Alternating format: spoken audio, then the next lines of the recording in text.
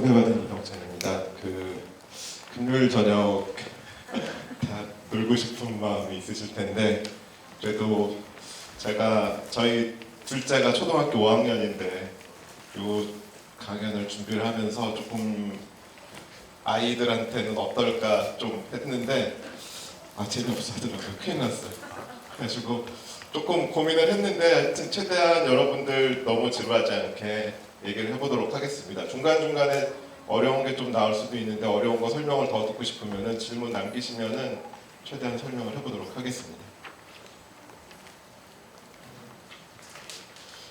첫 번째 보여드릴 거는 요 질문인데 여기 What is a computer 이렇게 돼 있잖아요. 컴퓨터, 우리가 알고 있는 컴퓨터는 보통 뭐 노트북이든 이런 걸 얘기를 하잖아요. 혹시 이 영화 히든 피겨스라는 영화 혹시 보신 분 계신가요? 봤어요? 그렇구나.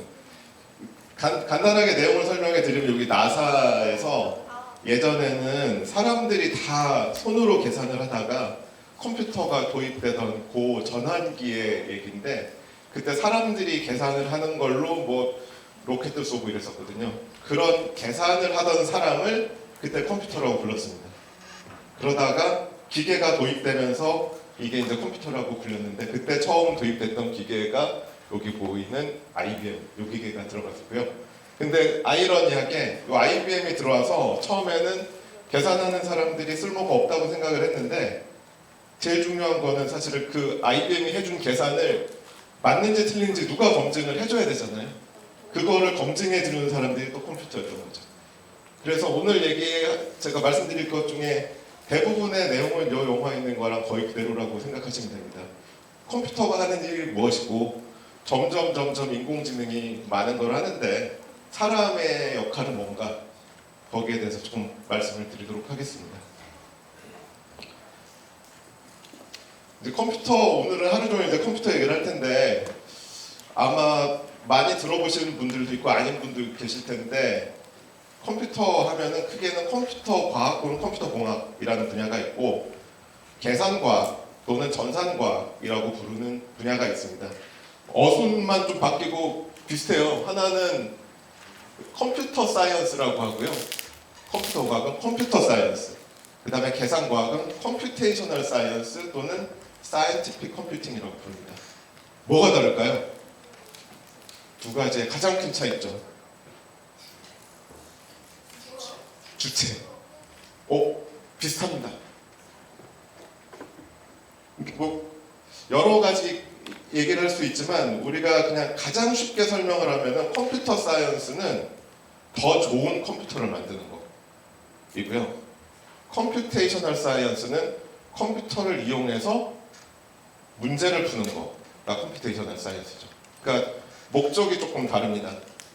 그래서 이런 뭐 예를 들어서 반도체 만들고 더 좋은 소프트웨어 또는 기계를 만들고 이런 것들은 다 컴퓨터 사이언스에 해당되고요. 이거를 이용해서 여러 가지 일을 하는 것들, 이런 것들은 이제 계산과학 또는 전산과학이라고 합니다. 오늘 말씀드릴 거는 어떻게 하면 더 좋은 컴퓨터를 만들까가 아니고 그런 컴퓨터를 어떻게 잘 활용할 수 있을까에 대해서 말씀을 좀 드리려고 합니다. 보시는 것처럼 다양한 분야가 있는데 여러 가지 시뮬레이션들도 있고요. 그거를 결과를 잘 보여줘야 돼서 결과를 보여주는 것 또 하나의 영역입니다. 그리고 많은 데이터가 나오니까 데이터 분석하는 것들 이런 것들도 다 전산과학 또는 계산과학의 영역이고요. 요 인터스텔라 제가 개인적으로 영화를 많이 좋아해서 공상과학 영화를 좋아해서 영화 장면이 좀 많습니다. 인터스텔라 영화에 보면은 요 약간 블랙홀 요 그림 있잖아요. 요 그림이 그냥 상상으로 그린 게 아니고 과학, 수학 다 합쳐서 만들어낸 굉장히 과학적인 그런 상상도입니다. 상상도이긴 하지만 수식을 풀어서 만든 거거든요. 굉장히 복잡한 계산을 통해서. 이것도 우리가 얘기하는 계산과학의 하나죠. 손으로 풀기 어려운 만큼 큰 문제를 최대한 잘 풀어내는 거. 그리고 그걸 풀어내서 멋지게 보여주는 거. 가시화하는 거를 또 계산과학이라고 합니다. 이게 2014년에 영화가 나왔는데 그 사이에 또 이런 식도 발달하고 사람들이 더 노력을 많이 해서 요거는 몇 년 전에 나온 이것도 상상도죠. 상상도인데 궁수자리라고 우리 은하 그 은하수에 있는 가장 큰 블랙홀 중에 하나인데 궁수자리의 어떤 블랙홀 상상도를 그린 겁니다. 아까 보신 거랑 비슷하게 돌아가는 이런 흐름이 있고 가운데 이렇게 불꽃처럼 튀는 것 이런 것들이 이 안에 존재할 거라고 생각을 하는 거죠. 이것도 그냥 그림이 아니고 다 수식을 컴퓨터로 풀어가지고 가시화를 하는 거죠. 대표적인 전산과학의 한 분야이고요. 이런 것들이 우주에 어떤 식으로 또 쓰이냐면은 관측한 것들 있잖아요. 여기 보시면은 여기도 역시 우리 은하 중심부 쪽인데 관측을 했는데 여러 가지 다른 가시광선으로 볼 수 있는 건 굉장히 제한적이기 때문에 주파수로 봤을 때 여러 영역대에 그런 관측을 다 해서 조합을 하거든요. 보시면 뭐 엑스레이도 있고 자외선, 적외선 뭐 이런 것뿐만 아니라 우리가 보통 마이크로웨이브 또는 라디오 웨이브라고 하는 것들 그런 것들을 이용해서 관측을 하고요. 그 결과 나오는 것들을 여기 보시는 것처럼 이렇게 조합을 합니다. 관측한 거에 이런 아까 보시면 흐름들이 이렇게 보이는 것들 있잖아요. 그런 거와 유사하게 이제 별이나 아니면 성간 물질 등등등이 뿜어내는 에너지 또는 흐름을 가시화해가지고 이렇게 합성하는 것 이런 것도 만들어내고 있습니다. 그러니까 관측을 한 것을 바탕으로 조금 더 사람들이 이해하기 좋은 형태로 가공하는 것 이런 것도 전산과학의 한 분야죠. 그리고 전산과학이 가장 중요하게 쓰이는 것 중에 하나가 영화, 게임입니다. 요 영화가 제가 학생 때 나와서 정말 너무나 충격적으로 훌륭했던 영화인데 지금 보시면은 조금 장난감 같죠. 근데 이때 요 머리를 참고하시라고 제가 이걸 가져왔는데 이때 머리 같은 경우는 실제로 머리카락이 이렇게 다 모델이 된 게 아니고요.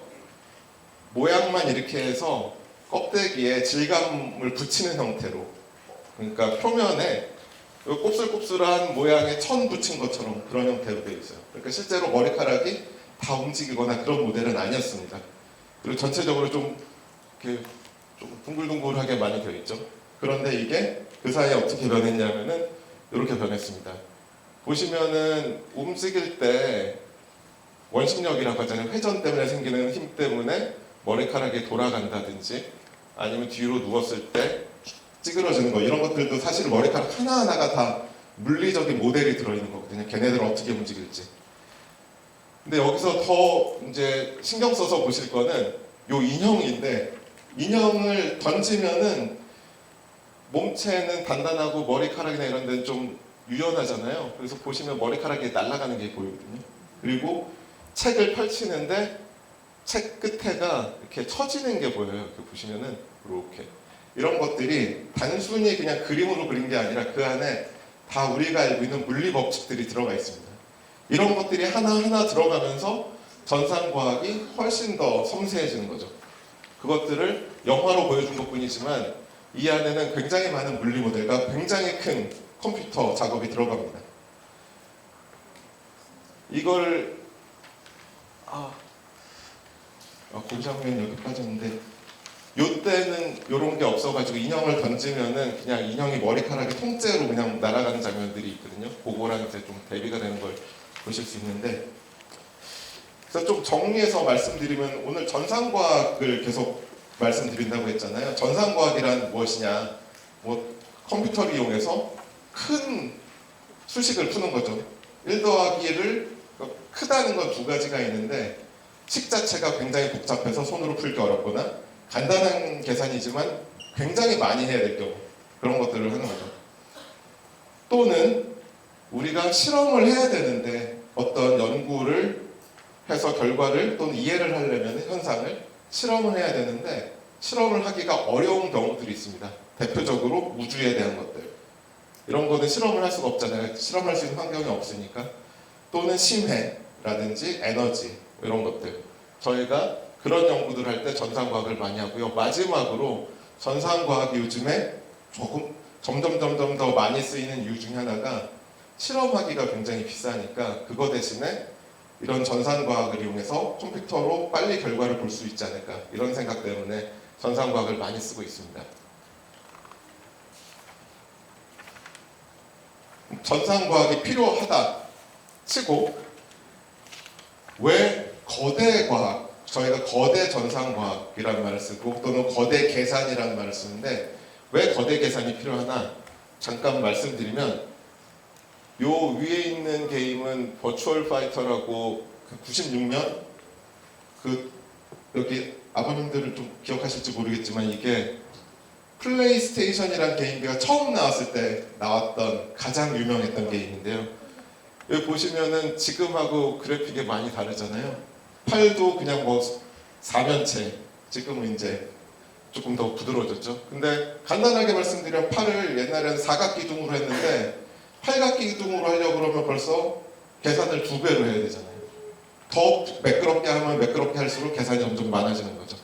그리고 단순히 그것만 매끄러워진 게 아니라 머리카락이라든지, 얘는 머리카락 다 통짜거든요. 보시면 알겠지만 그냥 그 아까 캔처럼 그냥 그 레고 머리 얹어 있는 것처럼 그런 거였는데, 얘네들은 다 머리카락 하나하나가 다 모델이 들어가거든요. 계산량이 어마어마하게 많아지죠. 그러니까 점점 더 큰 계산을 해야 되고, 또 하나는 큰 계산이라는 게 이렇습니다. 만약에 여기서 여기까지 가는데 계산이 10배가 든다. 근데 시간이 10배 걸린다. 소용없잖아요. 계산이 10배 들더라도 같은 시간에 해내야 되고 조금 더 빠른 시간에 해내거나, 왜냐하면은 얘는 그래픽도 굉장히 각지지만 움직임도 이렇게 띄엄띄엄, 프레임이 띄엄띄엄 갔었거든요. 근데 걔가 매끄럽게 가려면은 1초에 더 많은 계산을 해야 되잖아요. 그러니까 우리가 거대 계산이라고 했을 때는 2가지 요소가 같이 항상 갑니다. 계산이 해야 될 것도 많고 그것들 더 빨리 해야 되는 거죠. 그러다 보니까 더 좋은 컴퓨터가 필요하고 그게 점점 가속화돼서 우리가 지금 생각하는 것보다 더 많은 걸 해야 될 거라고 앞으로 생각하고 있고, 그런 거를 통칭해서 거대 계산이라고 부르고 있습니다. 그래서 오늘 제목에서 요 말을 제가 던졌었는데, 엑사스케일 컴퓨팅, 요게 이제 계산과학에서는 지금 하나의 목표점이라고 생각을 하는 곳인데요. 계산을 단순히 많이 가는 게 아니라 이 정도 수준까지 가야지 우리가 원하는 걸 더 많이 이해할 수 있다. 그래서 엑사스케일이란 말을 하는데, 단위 이제 우리 뭐 기가, 테라 이런 것까지는 많이 보셨잖아요. 그것보다 많이 큰 게 엑사스케일인데, 엑사스케일이라고 하면은 1초에 10의 18제곱, 10의 18제곱 1초에 이만큼 계산을 해야 되는 건데요.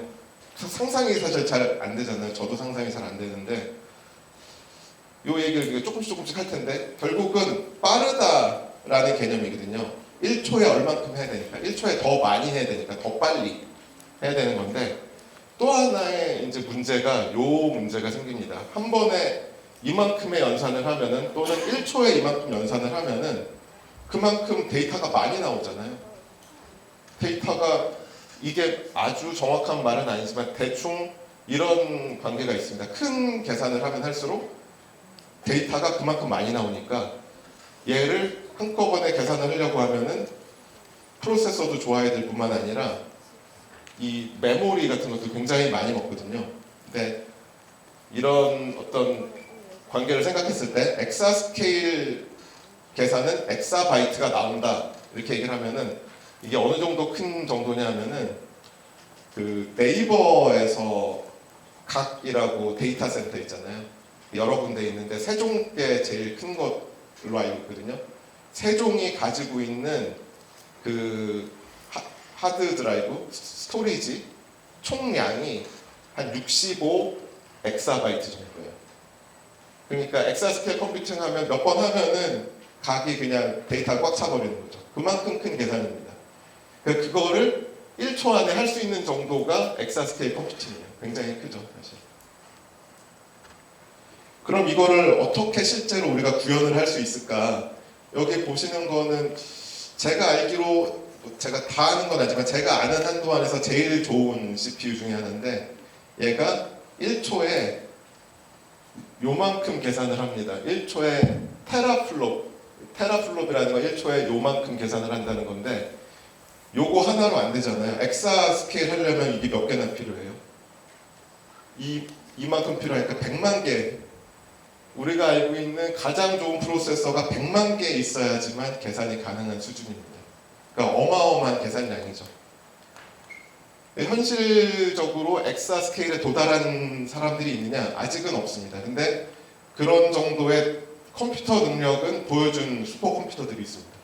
거기에 아직 그걸 실제로 다 활용해서 거대 계산을 수행한 예는 아직 없지만, 그래서 거의 근접해 있다고 생각합니다. 근데 양이 어마어마하죠. 가격도 어마어마하고요. 가장 중요하게는 전기도 어마어마하게 필요합니다. 그래서 이 갈 길이 굉장히 멀긴 한데, 그렇게 가는 이유는 점점 더 계산의 정밀도, 과학이든 아니면 영화든 모든 거에서 더 정밀한 걸 원하고 있습니다. 아까 말씀드렸듯이 엑사스케일 컴퓨터까지 안 가더라도 거대 계산을 하려면은 CPU 하나, 컴퓨터 하나만으로는 계산이 안 되거든요. 얘 하나로 할 수 있는 게 많지 않으니까 얘를 엮어서 하는데, 이렇게 엮어서 한꺼번에 컴퓨터를 여러 개 엮어서 한 번에 계산할 수 있게 만든 거를 흔히 슈퍼컴퓨터라고 얘기하기도 하고, 여기 보시는 것처럼 하이 퍼포먼스 컴퓨터, HPC라고도 합니다. 그래서 이런 걸 써야지 거대 계산을 할 수가 있는데요. 이런 거 가지고 있는 데 많죠. 그 기상청에도 굉장히 좋은 컴퓨터가 있습니다. 거기서 해야 되는 모델도 굉장히 복잡하고 연산할 게 굉장히 많아서 정말 거대 계산을 거의 매일 하는 데 중에 하나가 이제 기상청이죠. 이거를 어떻게 돌려야 되냐면은 얘 같은 거 계산해야 될 게 많잖아요. 그래서 일을 나눠줘야 되죠. 이렇게 나눠줘서 이 부분의 그래픽은 뭐 첫 번째 애가, 여기는 두 번째 애가 이렇게 하나씩 나눠봤는데, 나눠주면 끝나는 게 아니에요. 사실 나눠주는 건 쉬운데 뭘 해야 되냐면은 옆에 있는 애들끼리는 이거 잘 맞는지 아닌지 정보를 또 주고받아야 되거든요. 그러니까 통신이 필요합니다. 이 안에서도. 그래서 계속 정보가 왔다 갔다 해야지만 좋은 계산을 해낼 수가 있어요. 그래서 이 컴퓨터들 간에 통신이 필요한데 제가 컴퓨터 통신을 조금 이게 완전하지 않다는 얘기를 좀 하려고 하다가 보니까 이게 생각이 났습니다. 제가 학생 때 제 친구들하고 놀러 가서 게임을 했는데 뭘 했냐면은 한 줄로 이렇게 쭉 앉은 다음에 한 명씩 돌아서 정보를 전달해 주는 거예요. 근데 말로 전해 주는 게 아니고 동작으로 전달해 주면은 끝에 가서 처음에 얘가 요렇게 봤습니다. 트럼펫이라는 걸 보고 동작으로 전달해주면 얘가 다시 돌아서 전달해주고 이렇게 하는 거죠. 그래서 처음에 트럼펫이라고 본 애가 얘한테 뭐라고 어떻게 전달해줬냐면은 이렇게 이렇게 했었거든요. 근데 한 요쯤 갔을 때는 이게 이렇게 됐어요.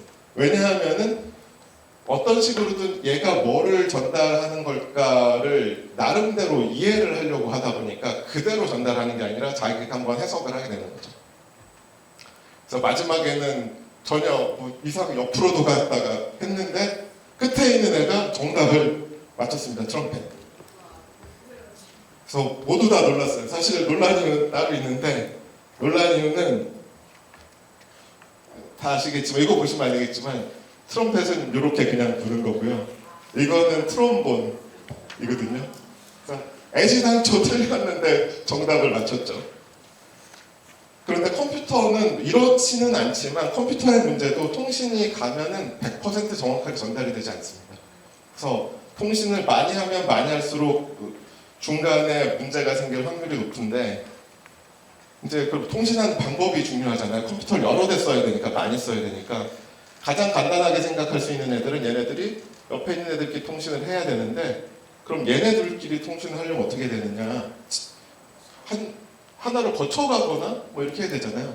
그럼 효율이 느리죠. 효율이 안 좋고, 또 하나는 많이 거치면 많이 거칠수록 오류가 날 확률도 올라가고요. 또 하나는 얘랑 통신할 때는 한 번에 왔다 갔다 하니까 괜찮은데, 이렇게 하려면은 두 번 갔다 두 번 와야 되니까 속도가 느려지잖아요. 그래서 통신끼리에 속도차가 생기기 시작해요. 아, 그래서 이렇게 하면 안 되겠다. 다 직접 통신할 수 있게 만들자 하면 어떤 문제가 생기냐면은 이제 컴퓨터를 만 대를 연결해서 하려고 하는데 얘가 다 1대1로 통신을 해야 되니까 거의 10,000개의 무전기가 필요한 거예요. 그러면은 컴퓨터 값 못지않게 이 통신하는데 기계값이 들고 실제로 그걸 연결하기도 불가능합니다. 컴퓨터 하나에 통신기 케이블을 10,000개를 꽂아야 되니까요. 물리적으로 불가능하죠. 그래서 사람들이 뭘 연구를 했냐면은 평균적으로 몇 번을 거쳐서 모두가 어떻게 전달을 할 수 있을까, 균일하게 가는 방법, 이런 것들을 연구를 하는 거죠. 이런 것들이 계산과학에서 밑에 깔려있는 그런 노력 중에 하나고요. 이런 것들을 잘 해야 통신 숫자를 줄이고 오류가 날 확률을 줄일 수가 있습니다. 이렇게 해서 슈퍼컴퓨터 또는 아까 말씀드린 병렬 연산 이런 것들을 하는데, 잠깐 말씀드렸지만 데이터 센터를 말씀드렸는데, 우리가 어떤 거는 거의 뭐 기계는 다 좋아요. 비싼 컴퓨터에 하드드라이브도 크고 그런데 어떤 거는 우리가 슈퍼컴퓨팅 센터라고 하고 어떤 거는 데이터 센터라고 합니다. 약간 특징이 다르죠. 슈퍼컴퓨터는 아주 큰 계산을 뭐 한두 개 이렇게 몇 개 돌리는 그런 형태의 계산들이 많고, 데이터 센터는 그게 아니라 자잘한 계산을 어마어마하게 많은 숫자로, 자잘한 거를 뭐 100만 개, 1000만 개, 몇 억 개씩 이런 거죠. 그래서 컴퓨터를 구성하는 것도 다릅니다. 그래서 이제 어른들께서 조금 더 알아듣시기 좋으시겠지만, 이렇게 좀 슈퍼컴퓨터처럼 거대한 계산을 하는 컴퓨터들 보통 capability 컴퓨터라고 해요. 그래서 얘의 능력을 보여줄 수 있는 그런 류. 반면에 한 번에 많은 거를 수용할 수 있는 거는 capacity 머신이라고 합니다. 목적도 다르고 얘네 설정하는 방법도 다르죠. 얘네 같은 경우는 컴퓨터 간에 아까 말씀드린 그런 통신이 상대적으로 덜 중요해요. 많지 않고 일을 나눠서 하는 경우가 거의 없기 때문에, 얘는 컴퓨터들끼리 일을 나눠서 해야 되니까 통신이 굉장히 중요하죠. 그래서 세팅도 다르고 용도도 다르고 그렇습니다. 오늘 말씀드릴 내용들은 거의 대부분 이 슈퍼컴퓨터에 대한 거고요. 거대 계산에 대해서 말씀을 드릴 겁니다. 그래서 질문 중에 하나가 이런 게 있었어요. 제가 다른 사람들한테 이런 걸 얘기를 하다 보니까 거대 계산 다 좋은데 좀 있으면 어차피 AI가 다 하는 거 아니냐, 그럼 사람이 하지 않고 AI 시키면 되지 않느냐. 그래서 그렇지 않습니다 라고 처음에 간단하게 썼다 그러면 설명이 좀 안 될 것 같아서 현재까지는 왜 이게 쉽지 않은지를 조금 설명을 드리도록 하겠습니다. AI가 이렇게 굉장히 복잡하게 들어있는데, 뭐 말도 조금 영어도 어렵고 한자도 어렵고 좀 그렇죠. 근데 설명을 해드리면 이렇습니다. AI가 가장 잘하는 거는 있는 데이터들을 조합해서 거기서 그 안에서 정보를 끄집어내는 걸 굉장히 잘해요. 그래서 예를 들면은 제가 뭔가 이론을 만들고 싶은데 스포츠 과학 이런 이론을 만들고 싶어요. 그래서 봤더니 100m 달리기 선수들은 다 키가 커요. 그래서 키가 크면은 달리기가 빠르구나 처음에 이렇게 생각을 하죠. 우리가 이런 것들을 이제 아주 나이브 모델이라고 하잖아요. 관측이나 어떤 경험에서 얻은 간단한 경험 법칙으로 시작을 하죠. 그런데 사실 조금만 주위에 둘러보면은 키가 큰데도 뭐 안 빠른 친구도 있고 키가 작은데도 빠른 친구도 있고 좀 다양성이 생기죠. 그 다음에 사람이 어떻게 생각하냐면은 내 모델이 정확하지 않구나. 그래서 체중이 작으면 어떻다. 근육이 많으면 빠를 거야. 근데 또 막상 보면은 이렇게 이렇게 PT 이런 거 많이 해서 근육이 굉장히 많은 사람은 또 그렇게 또 빠르지 않을 수도 있고, 이거 생각한 거랑 너무 다르게 복잡해지네 이렇게 되는 거죠. 보통 이게 다 들어맞으려면은 그 다음에 어떻게 되냐면은 이런 식이죠. 제가 사람들의 키, 몸무게, 체지방, 근육량, 뭐 발바닥, 손바닥 생각할 수 있는 거 모든 거 다 정보를 모아서 그거를 가지고 기록을 재지 않고 어떤 사람의 50m 달리기 기록을 예측할 수 있다. 이런 모델을 만들고 싶어요. 근데 법칙, 물리 법칙의 경우는 어떤 식으로 나오냐면은 키의 제곱 더하기 몸무게 곱하기 3 더하기 뭐 이렇게 하면은 이게 기록이 딱 나오게, 그게 법칙이거든요. 근데 어렵잖아요. 사실 어떤 인과관계가 있는지도 다 모르겠고, 있긴 하지만 정확하게 어떻게 돌아가는지도 모르겠고, 그래서 사람들이 AI를 씁니다. AI는 간단해요. 이 안에 어떻게 돌아가는지 다 이해를 못해요. 근데 이해 안 해도 됩니다. 그 대신에 이런 것들 다 집어넣고 50m 달리기 기록을 결과로 나오게 하면은 많은 사람의 데이터를 넣으면 굉장히 정확해지죠. 그래서 제가 이제 태릉 선수촌에 갔어요.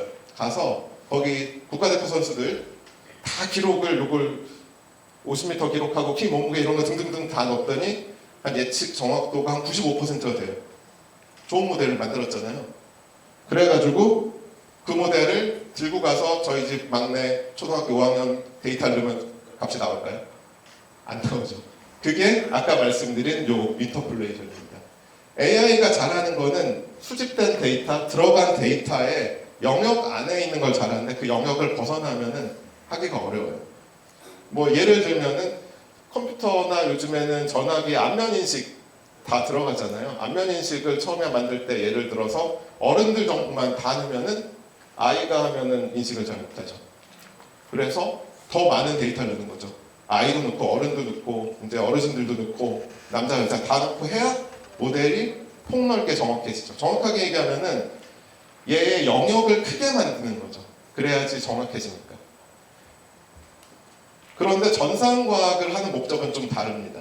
전산과학을 하는 목적은 이런 거죠. 우리가 알고 있는 좋은 예를 참 생각하기 어려워서 제가 며칠을 고민했는데 제가 생각하는 가장 좋은 예는 이런 겁니다. 우리가 알고 있는 과학 지식, 그 다음에 지구인의 생김새 뭐 이런 것들 다 집어넣은 다음에 화성인의 얼굴은 어떻게 생겼을까 예측하는 거죠. 우리가 알고 있는 지식, 조합이 아니라 그걸 법칙으로 해서 그 영역 밖에 있는 걸 예측하는 거. 그런 게 전산과학이 하는 일이죠. AI가 언젠가는 그런 걸 해줄 수 있을지도 모르겠는데 아직까지는 그렇지 않습니다. AI는 말씀드린 대로 정해진 영역 안에서 제일 잘하고요. 특히 거대 규모 전산과학이라고 하는 거는 우리가 알고 있는 지식으로 그 영역 밖으로 나가서 그 밖에 있는 것들을 이해하고 싶어 하는 것들이거든요.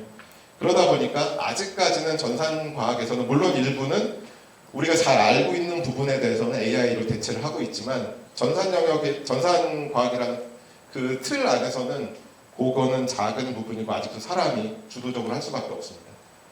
그래서 제가 보기에는 전산과학은 앞으로도 근데 이거 막 얘기하면은 진짜 전산과학 잘하려면 뭘 공부 잘해야 되나요? 그래가지고 수학도 조금 해야 되고 과학도 조금 해야 되고 코딩도 조금 하면 됩니다 라고 하면은 다들 싫어하더라고요. 근데 그런 영역이 있습니다.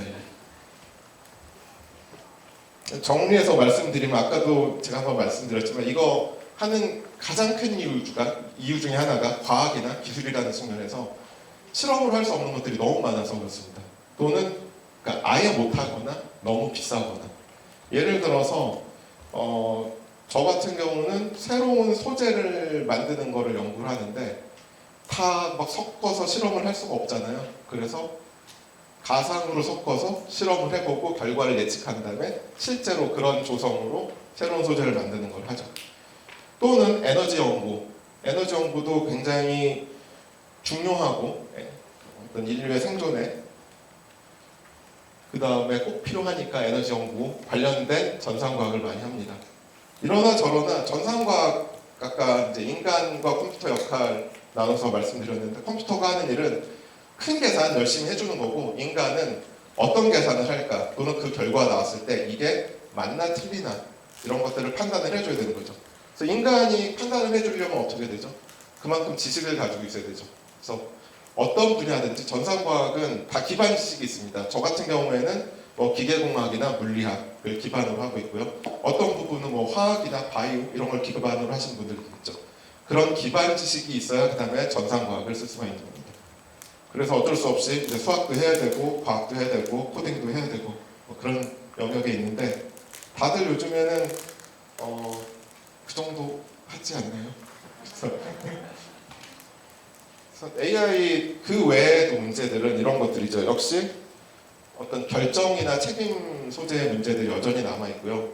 예상치 않은 사태가 벌어졌을 때 이 AI가 책임을 질 수가 없기 때문에 AI를 또 적극적으로 쓰지 못하는 것들도 있지만, 과학이라는 영역 안에서는 그런 것보다 어떤 결과가 나오는데 그게 진짜 맞아 틀려. 뭐 예를 들어서 많이 뭐 챗GPT 같은 거 많이 써보시는 분들은 아시겠지만, 뭐 할루시네이션이라든지 여러 가지 실제가 아닌 것들을 주는 것들, 그런 것들 있잖아요. 그거를 그냥 받아들이지 않고 누군가는, 또는 쓰는 사람이 맞다 틀리다 판단을 해야 되니까, 결국은 전산과학이라는 영역 안에서도 이 AI를 쓰든 안 쓰든 결과에 대해서 누군가가 검증하고 그 결과가 이거는 물리적으로 또는 수학적으로 타당하다 판단을 해주는 사람이 필요하죠. 그래서 아직까지도 과학자, 특히 전산과학을 하는 과학자가 필요합니다. 그래서 결국은 어떤 의사결정력, 판단력 이런 것들이 과학자가 가지고 있어야 할 최후의 어떤 제일 중요한 그런 기능이라고 생각합니다. 프로그래밍, 아까 이것도 필요하다고 말씀드렸는데, 프로그래밍이 꼭 여러분들이 어떤 전산과학을 나중에 하겠다 그러지 않아도 굉장히 저는 배울 수 있는 게 많다고 생각을 해요. 가장 중요한 거는 어찌됐든 논리적인 접근 방법을 배우는 거니까. 그런데 제일 중요하게는 뭐 여기서 어렸을 때부터 이제 코딩 많이 하잖아요. 코딩을 할 때 저도 대학교에서 코딩 가르치고 학생들한테 뭘 숙제로 내주냐면은 꼭 결과를 내는데 2가지 또는 3가지 이상 코드를 짜오라고 얘기를 합니다. 왜냐하면은 할 수 있는 방법이 너무 많은데 결과가 나오면, 또는 내가 배운 것대로 해서 그거를 쓰고 끝난다고 생각하거든요. 사실은 코딩에서 제일 중요한 부분은 내가 똑같은 일을 어떤 다른 방법으로 할 수 있을까를 찾아보는 과정이라고 생각합니다. 그 안에서 여러 가지를 한 다음에 그 다음 남은 거는 뭐죠?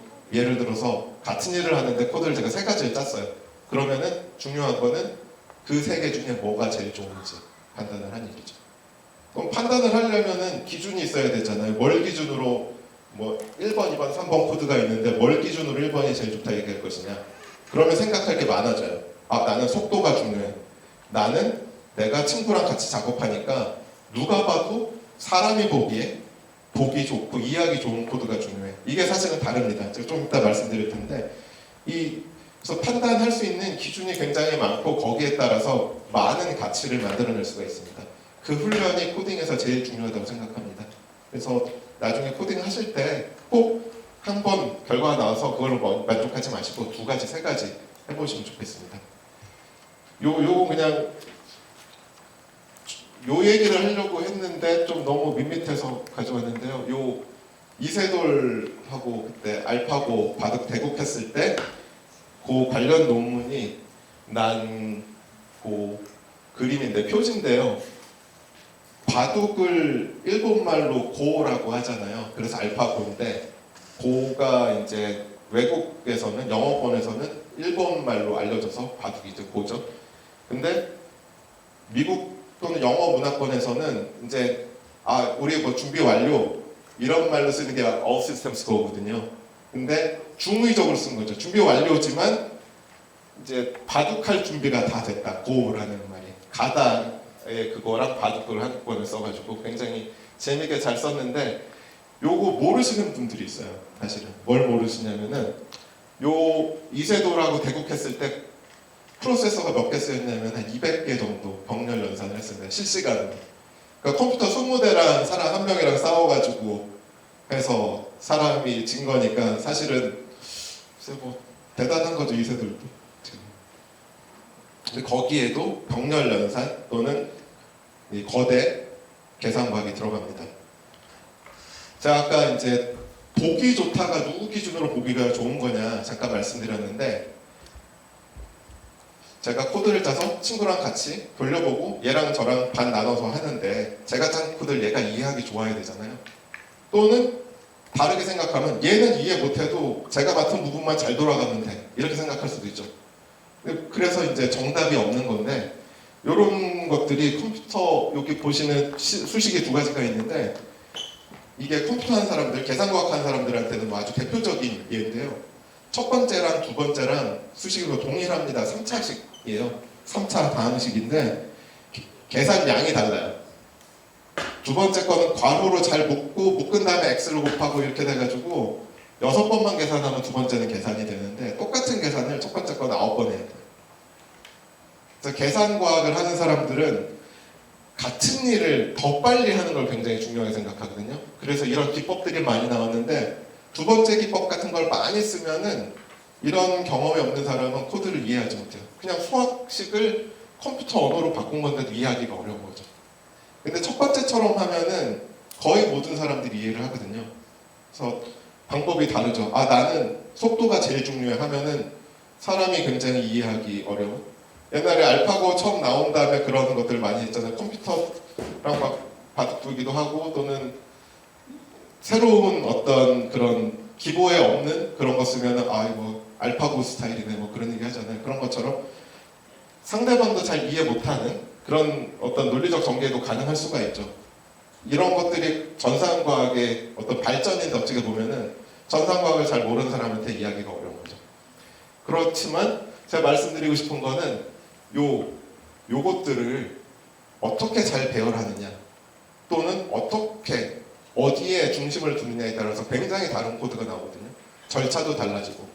그래서 예전 슈퍼컴퓨터들은 재밌게도 반복 작업을 하는데 예를 들어서 x를 먼저 더하고 y를 더할 때랑 y를 먼저 더하고 x를 더할 때랑 x, y 양에 따라서 결과가 효율이 완전히 달라집니다. 그래서 그거 더하는 것도 순서를 바꾸는 게 굉장히 중요해요.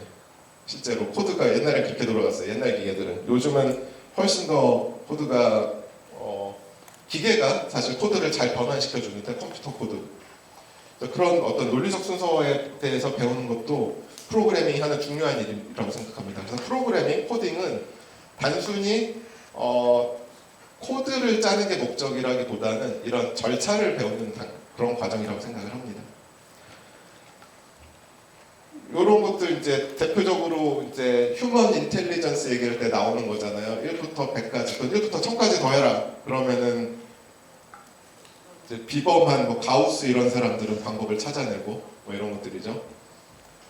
근데 아무것도 없는 상태에서 컴퓨터는 이런 거 계산을 못 하거든요. 컴퓨터가 하는 거는 이거를 그냥 매우 빨리 더해서 사람 하는 속도보다 훨씬 빨리 더해서 그냥 끝내는 건데 사람은 방법을 찾아내는 거죠. 그래서 아직까지도 AI가 해주는 것 중에 하나는 사람이 정해놓은 영역 안에서 어떤 그 규칙 안에서 AI가 잘하는데 그걸 이제 넘기를 기대하죠. 사람들은 그렇게 되면은 이제 요런 세상이 오는데 이 영화 혹시 보신 거 있죠? 요쯤 되면 이제 사람이 굉장히 힘들어지잖아요. AI 가장 힘든 이유는 사람이 결정을 하려고 했을 때 AI가 사람의 결정을 존중하지 않는 데서 발생하는 거죠. 많은 SF 영화들이 사람의 어떤 의사 결정을 AI가 무시하거나 그거 위에 있으려고 할 때 문제들이 생기잖아요.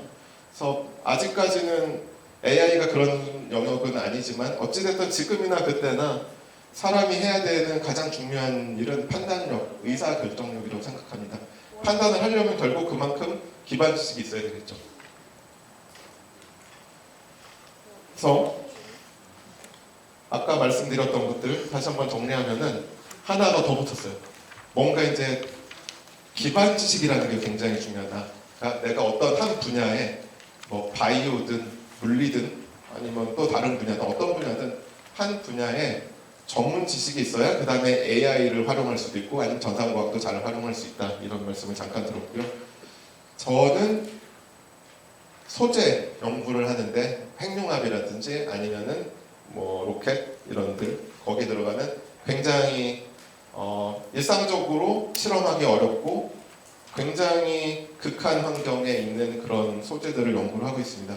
그래서 그 얘기를 조금 말씀드릴 텐데 이제 왜 에너지냐? 뭐 당연하지만 에너지가 없으면 사람이 살 수가 없잖아요.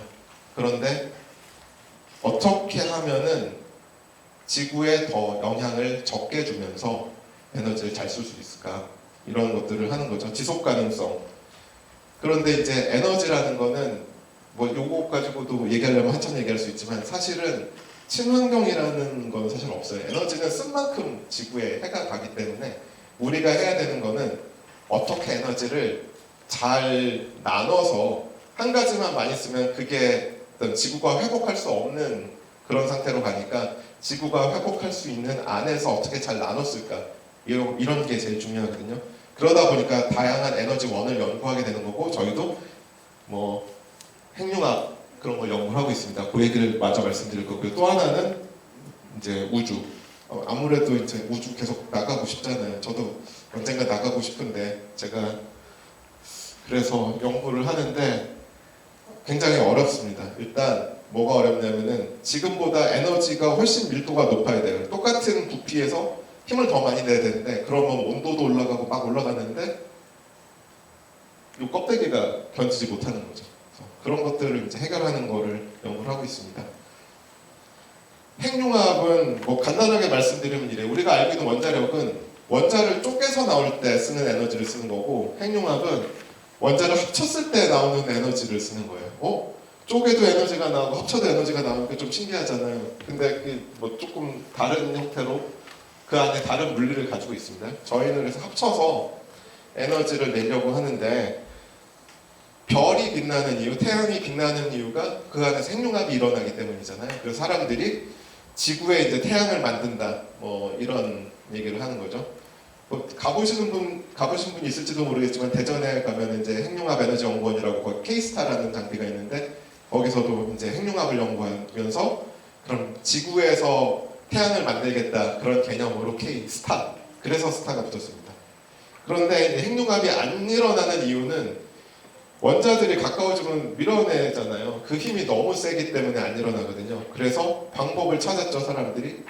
온도를 매우 높여서 얘네들이 빨리 움직여서 밀어내는 힘을 극복하거나 아니면 물리적으로 얘네들을 밀어가지고 가깝게 해서 핵융합이 일어나게 하거나 물리적으로 밀어가지고 가깝게 해서 핵융합이 일어나게 하는 거는 지구에서 실험이 성공했습니다. 몇 년 전에. 미국에 있는 로렌스 리버모라는 데서 요 가운데다가 가스를 넣고 레이저로 얘를 쏴가지고 밀어가지고 핵융합을 만들어냈고요. 굉장히 많은 에너지가 들었어요. 여기 보시면은 이 실험 장비가 축구장 한 3개만 크기예요. 여기 보이는 건 일부이고 그 뒤에 굉장히 파이프라인이 굉장히 많이 들어오고 에너지도 많이 썼는데 그럼에도 들어간 에너지보다 더 많이 생산을 했다고 하더라고요. 그러니까 우리는 핵융합 정말 희망이 있구나. 이렇게 많은 에너지를 썼는데도 실제로 에너지가 나오는구나. 이렇게 해서 더 이제 어떻게 보면 동력이 좀 떨어져 갈 무렵에 저런 실험 결과가 나왔는데 요건 그냥 간단하게 설명하고 넘어가겠습니다. 수소가 똑같은 수소인데 무거운 수소가 있어요. 그 수소라고 하면은 우리가 알고 있는 양성자 하나 들어있는 건데 중성자가 하나 더 들어있으면은 얘는 중성자가 없고 이러면 중수소라고 부르고 중성자가 2개 들어있으면 삼중수소라고 하는데 우리가 생각하는 지구상에서의 핵융합은 요 2개를 중수소와 삼중수소를 합쳐가지고 많은 에너지를 끄집어내겠다 이런 개념입니다. 그래서 어떻게 하냐면은 얘를 수소를 여기 보시는 것처럼 빠르게 뺑뺑뺑뺑 돌려요. 그러면 얘가 그 다음에 온도를 높이거든요.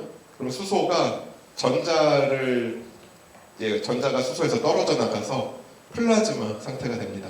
그러면은 수소는 양이온만 가지고 있으니까 어떻게 되냐면은 벽에 부딪히지 않게 잘 자기장을 줘서 계속 뺑뺑뺑뺑 돌게 만들 수가 있어요. 그러면은 계속 온도가 올라가다가 걔네들끼리 부딪히는데 문제는 아까 보신 것처럼 이렇게 합쳐지면은 중수소와 삼중수소가 합쳐지면은 중성자가 나오거든요. 중성자는 말 그대로 양도 아니고 음도 아니에요. 중성이에요. 그래서 방향 조절이 안 됩니다. 그래서 핵융합이 일어나면은 중성자가 굉장히 높은 에너지를 가지고 사방벽을 닫혀요. 조절이 안 돼요, 걔는. 그러니까 무조건 막아야 되는 거죠. 중성자가 치면은 얘네가 무너질 수 있으니까 무너지지 않게. 또 하나, 에너지를 뽑아야 되잖아요. 에너지를 누가 가지고 있냐면 중성자가 가지고 있어요. 그래서 걔네가 벽을 칠 때 거기서 에너지를 뽑아내야 되는 거죠. 그래서 저희가 하는 연구가 요건데 영상을 한번 보도록 하겠습니다.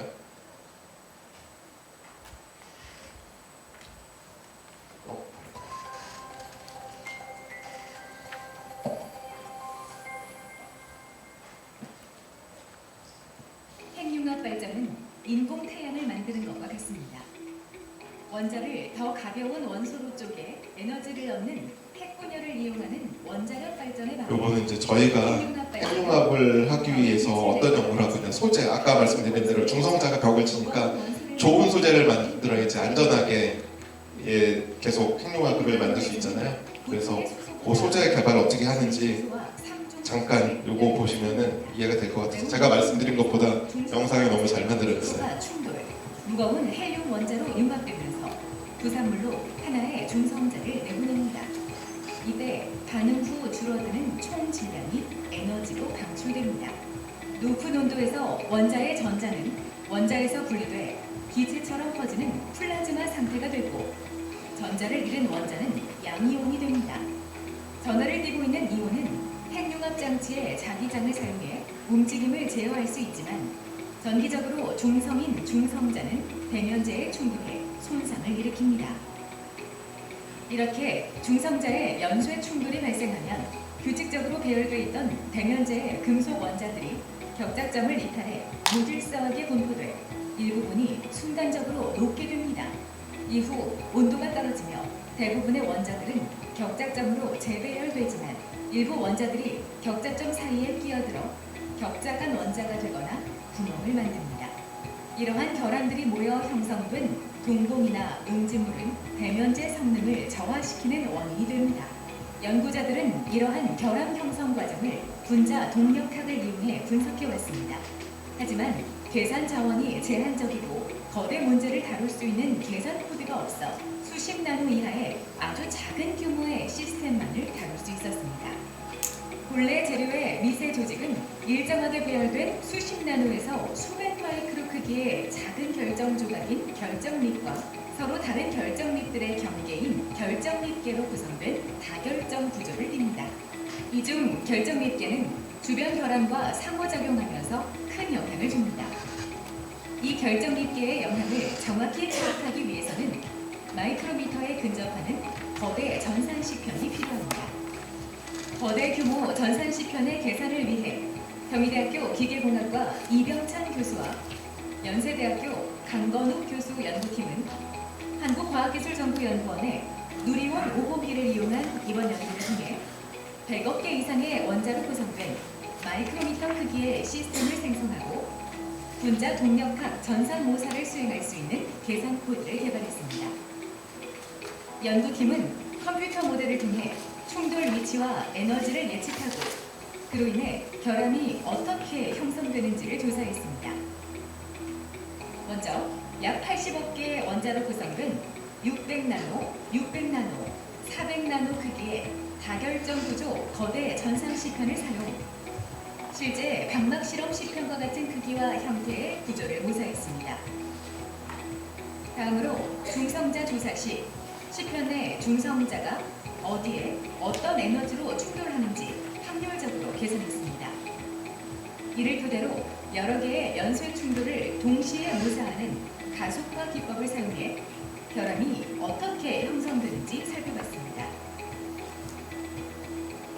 이를 통해 결정립계가 중성자 연쇄 충돌의 성장과 진행을 저해하며 대면이 연쇄 충돌로 인한 결함을 흡수하는 것을 확인했습니다.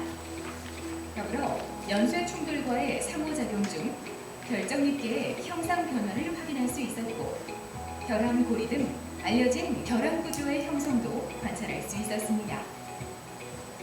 지금까지의 시뮬레이션 연구들은 대부분 이상적인 상황을 가정하여 수행하였기 때문에 그 결과가 굉장히 제한적이고 또 정량적보다는 정성적인 조성과는 가능하였는데 본 연구에서는 크기, 조사량, 그리고 조사 손상 또한 실험과 1대1로 비교할 수 있게 되었습니다. 다가오는 엑사스케일 시대의 네, 아까 중요한 말 때문에 좀 영상을 길게 봤는데 제가 마지막에 뭐라고 말씀드렸냐면은 실험과 직접 비교할 수 있게 되었다라고 말씀을 드렸습니다. 그러니까 그 전까지는 실험도 굉장히 제한적이지만 계산해서 할 수 있는 그 영역이 굉장히 작은 영역이어서 실험하고 직접 비교하기가 어려웠는데 저희가 실험하고 비교할 수 있는 영역까지 계산을 크게 해가지고 거대 계산을 해서 실험과 직접 비교할 수 있게 되었다는 말씀드렸고요. 계산이 어느 정도 양이냐면 대충 얘를 한 번 딱 문제를 계산 풀었을 때 나오는 데이터가 한 번 풀면은 한 100기가 정도 나옵니다. 한 번에. 그걸 이제 수천 번, 수백만 번 풀어야 되니까 한 번 저희가 연산을 그 시뮬레이션을 한 작업을 끝내면은 이제 수십 테라바이트 정도가 나오거든요. 그래서 저장 자체가 이제 문제가 됐어요. 처음에 저희가 되게 순진하게 시작을 해가지고 이거 크게 계산할 수 있는 코드를 프로그램을 짜면 다 되겠구나 해서 열심히 학생들이 코드를 짰는데 하고 났더니 나중엔 그 저장할 데가 없는 거예요. 그래가지고 저장하는 것 자체가 문제구나.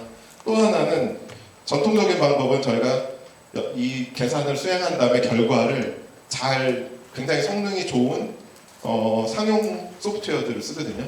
상용 소프트웨어들은 어떤 식으로 작동을 하냐면은 얘가 저희가 병렬 연산이라고 해서 아까 말씀드린 프로세서를 몇 천 개, 몇만 개 이렇게 써서 계산을 하잖아요.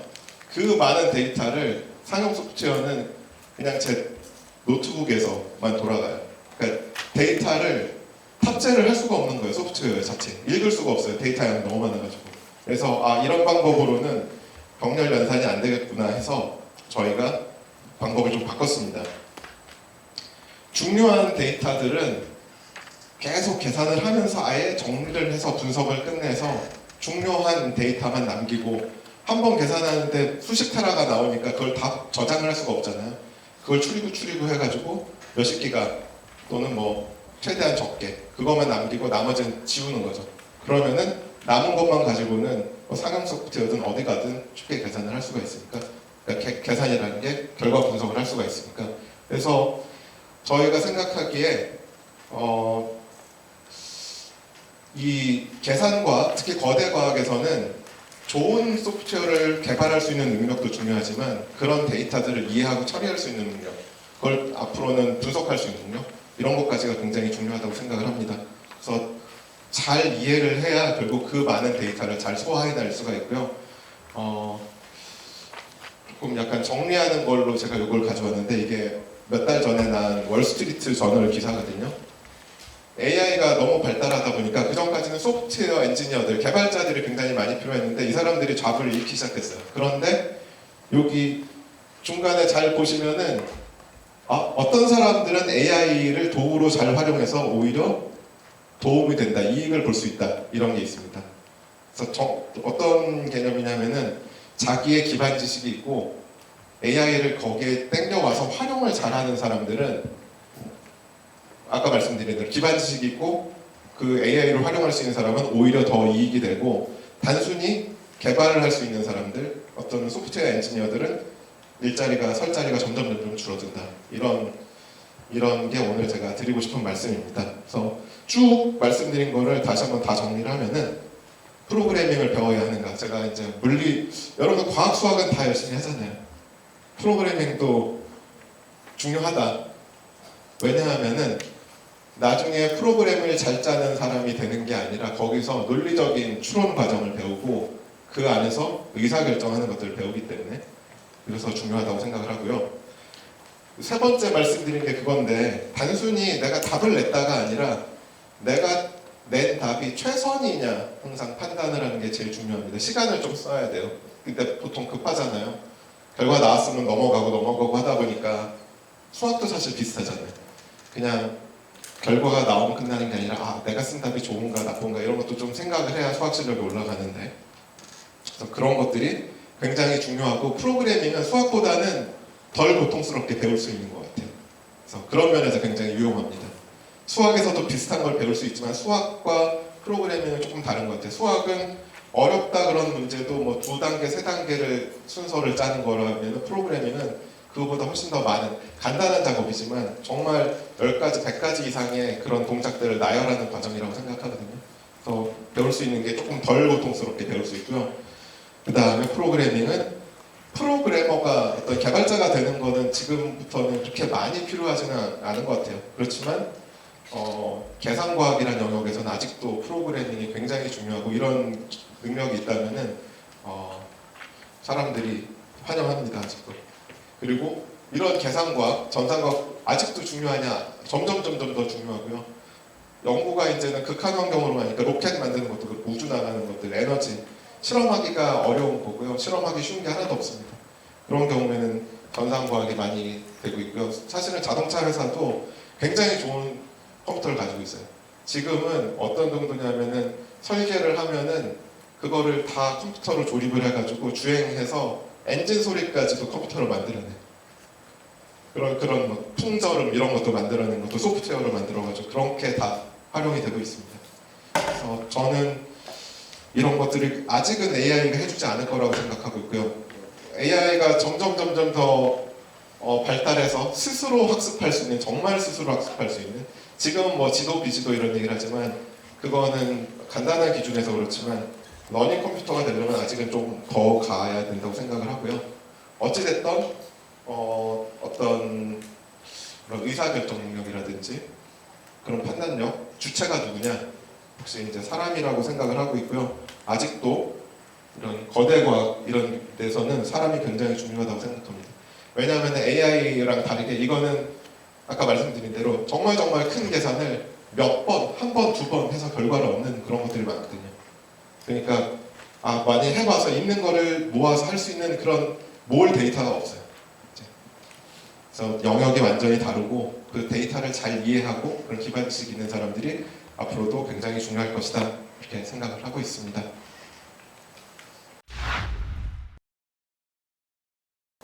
광주 수강중학교 2학년 박남혁입니다. 만약에 거대 계산을 하다가 문제나 오류가 발생해서 실제 생활에 피해가 가거나 실제 생활에 피해가 가는 경우가 있나요?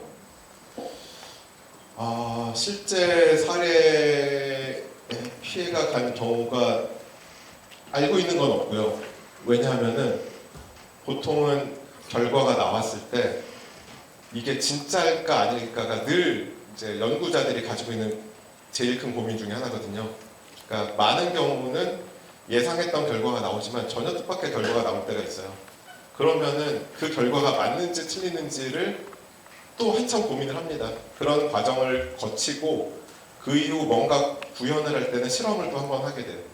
그래서 계산 거대 과학에서는 말하자면은 한 90% 정도의 솔루션을 만들어 놓고 실험에서 검증을 하기 때문에 실제로 계산 과학 때문에 실제 생활까지 피해가 간 적은 없습니다. 그런데 이제 어려운 점은 아까 말씀드린 대로 검증을 하는 과정이 어려운데, 제가 학교를 졸업하고 연구소에 처음에 취직을 했는데 첫 프로젝트가 우리 보스가 요거 되게 쉬운 거니까 한 반년 정도 하면은 연구도 결과가 나오고 논문까지 낼 수 있어 라고 시작을 했는데 근데 결과가 전혀 반대로 나와가지고 그걸 검증하는 연구를 2년을 했어요. 이제 6개월 만에 끝날 거라고 생각하는 거예요.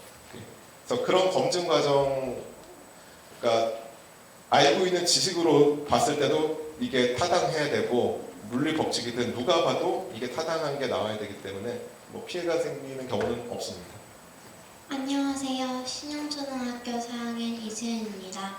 강의를 들으며 질문이 생겼는데요. 본래 엑소스케일 컴퓨팅이 만들어지려면 사람이 프로그래밍을 해야 하는 것으로 알고 있습니다. 사람이 그것을 만들려면 너무 많은 계산을 해야 안 될 것 같고, 다른 컴퓨터에게 프로그래밍을 만들라고 해도 결국 그 프로그래밍을 하는 컴퓨터를 만드는 것도 사람이기 때문에 사람이 결국 가장 많은 지식을 알아야 한다고 생각합니다. 하지만 사람이 그것을 모두 안다면 전산과학도 컴퓨터도 필요성이 더 낮아질 것이라고 생각하는데, 이에 대한 사고방식을 어떻게 가져야 할까요? 예를 들어 1 더하기 1이라고 할 때 아무도 모를 때는 입력을 하지 못해 AI도 데이터가 없으니 답을 해낼 수 없을 테고, 아는 것만 답한다면 사람들이 모두 아는 것만 알려주니 필요가 없을 것 같습니다. 네, 어떻게 보면 이게 오늘 제가 드리려고 했던 말씀과 같은 얘기인데, AI라는 거는 있는 지식을 조합해서 만들어주는 거거든요. 그래서 아까 프로그래머가 점점 필요 없다고 말씀드린 이유 중에 하나가 새로운 프로그램도 있는 코드들을 조합해서 만들 수 있는 경우가 되게 많아요. 그렇기 때문에 프로그래머가 필요가 없어지는 것들이거든요. 그런데 전산과학 같은 경우는 푼 문제를 또 푸는 경우가 있기도 하지만 보통은 새로운 문제를 풀어야 되기 때문에 또는 있는 문제를 더 정밀하게 풀어야 되기 때문에 같은 방식을 쓰질 않습니다, 보통. 그러니까 뭔가 자꾸 해야지 전산과학에서 새로운 걸 연구할 게 생기는 거죠. 그래서 여전히 이제 어떻게 보면은 할 일이 계속 남아있고 그 역할을 사람이 해야 되는데 만약에 컴퓨터가 있는 코드가 아닌 걸 새로운 걸 완전히 새로운 걸 만들어낼 수 있다. 그러면 그때 조금 달라지겠죠. 안녕하세요. 월곡초 4학년 김도준입니다. 중요한 실험을 하려고 하는데 슈퍼컴퓨터에 오류가 나서 실험 방향이 완전히 틀려지고 답이 다르게 나오는 경우가 있나요?